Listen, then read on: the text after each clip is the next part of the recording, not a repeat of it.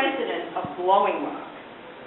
And he was born in 1857 in Jonesboro, Tennessee, and the son of a Jewish German immigrants. And like many first-generation Americans, he went into his father's business, which was groceries. You know, we Jews are always in your sale.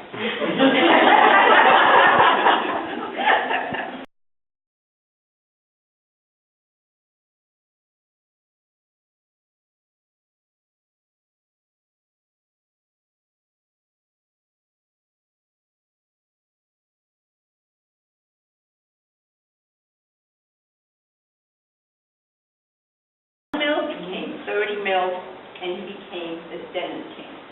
Now, he did not invent denim, but he capitalized on it in the East. Now, like most rich people of his day, having made the money, he wanted to show it off. So he bought 3,500 acres outside of Blowing Rock, and he began to build their dream home. And people like that, sort of the upper middle class or the high middle class, whatever you want to call, created a life of the landed gentry. And who was he looking up to? The Vanderbilts. Now, the Vanderbilts were very different because George Vanderbilt didn't make any money, he just spent it. and these folks made the money. And he looked up to the Vanderbilts as social betters, and he modeled the design of his property on the Biltmore estate, just as Vanderbilt had patterned his mansion on the French chateau. You know, everybody's always looking up. Like I'm looking up at the people who climbed Mount Everest, realizing I'll never do it. And so the flat top manor, which is the building, was finished in 1901, but he died in 1908. And he and his wife and her two unmarried sisters are buried here. They never had any children. So what did they do with the money? First of all, she lived for over 30 years past him, and she wanted to have some sort of major memorial to him. And the land in the house was donated to the Parkway.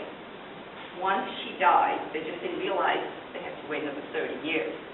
And if you know anything about Greensboro, there is the Moses Cone Hospital there, which is, again, she actually gave the money to Moses Cone Hospital, and they then turned the land over to the Parkway. What were they going to do with it?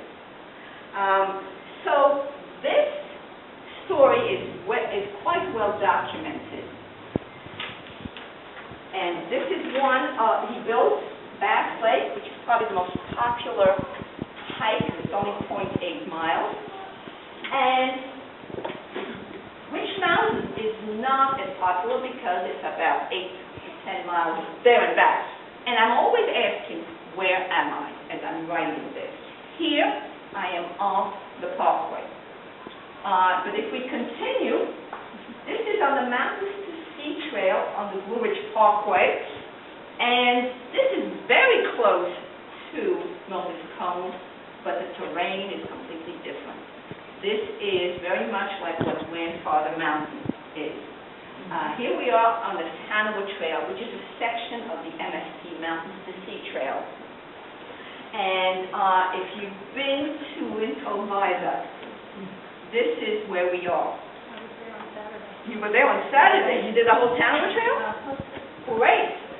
Mountains to Sea Trail. This is the time to give a plug. It's blazed with circles, white circles. It starts at Clingman's Dome, which is on the border of Tennessee and North Carolina, and goes all the way to Johnson's Ridge State Park and the Outer Banks. And about 350 miles of it is in the mountains. What we consider the mountains is from Clingman's Dome to Stone Mountain, and then it kind of leaves the parkway and goes down.